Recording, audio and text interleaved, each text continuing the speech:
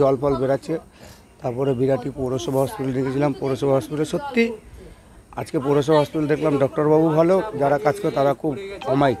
তখনও প্রাণ ছিল, তখন দেখুন আমার যতটা জ্ঞান,